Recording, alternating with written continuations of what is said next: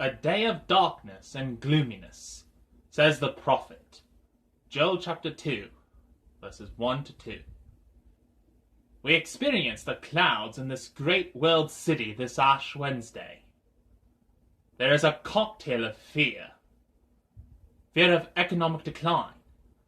Fear of war. Fear of the consequences of arming terrorists with the lethal knowledge of poison and disease now so easily and ironically accessible through one of our greatest technical achievements, the internet. The fear is concealed, of course, by a hectic lifestyle which also suppresses a fear of death itself, in living faster and faster in the vain hope that we shall get more out of this short life. The fear grows in proportion to our not confronting it. It pushes us to do irrational things, to turn our hatred upon scapegoats. I wonder what influences the crowd in the gospel were under. The crowd swirling about the temple in Jerusalem, that world city, occupied by a foreign power, a maelstrom of anxiety then as now. They had fastened upon an unfortunate woman caught in the act of adultery. As we reel from our betrayals and secret cravings, how good to focus on some malefactor caught red-handed. We think of the crowds who scream their hatred at pedophiles. Child abuse, like adultery, is a sin. Let us not be sentimental. It is a terrible thing to use other people for our pleasure as if they were mere objects to be consumed for our gratification. But the extreme anger of the homicidal crowd is fueled from the shadow world within, where an even darker and deeper game is being played out. The tempest breaks on Jesus Christ. Come on, Jesus! The law says this woman ought to be stoned to death. What does he do? He stoops down, and with his finger writes upon the ground. He disengages from the tempest. He bows down and offers a healthy pause. We are all overstimulated.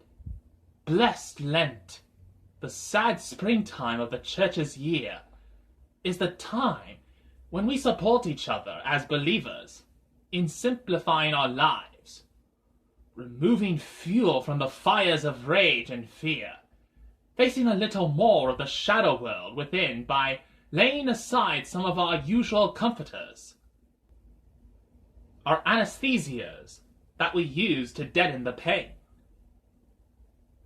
The discipline of Lent in a simpler world used to center on food.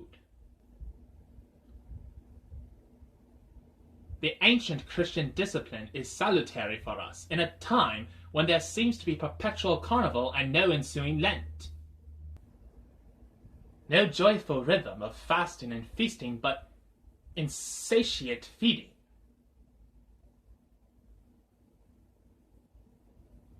The ancient prescription is that Christians observe a total fast on Ash Wednesday and Good Friday. During the rest of Lent, the traditional rule is to abstain from meat, dairy products, and alcohol, and then, in the final 3 weeks, to fast during daylight hours on Monday, Wednesday, and Friday. Practice was always adapted to personal circumstances. In our time, however, a break from other forms of overstimulation may be even more appropriate. These are matters which you should discuss with your soul friend, but let us take Lent seriously as an antidote to the indigestion which follows the attempt to live according to the modern recipe of growth without limit, with no end in view beyond the process itself. After the disengagement, Jesus lifted himself up and saw them with devastating clarity, and asked with appalling directness, "He that is without sin, let him cast the first stone." Silence and stillness. stooping down to the ground. That is the great education in awareness. Such was the awareness of Jesus Christ, that he was able to bring others into his light and up to his level as he lifted himself up. They began to melt away, and Jesus was left alone with the victim, who was not allowed to treat herself as a victim. But he gave her responsibility, as he says, "I do not condemn thee. Go thy way. Sin no more."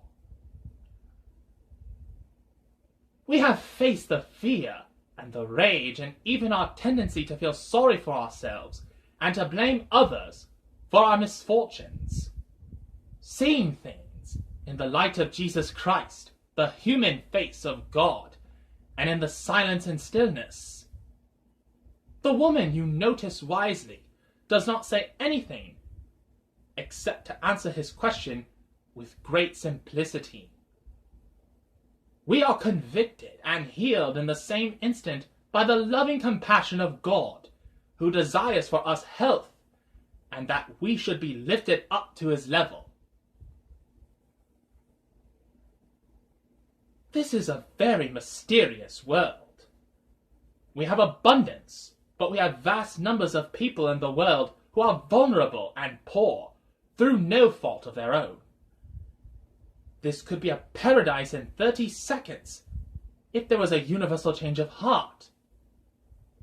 But instead, it is from the heart that the fear and hatred emerges, which exposes us all and our children to the dangers of war.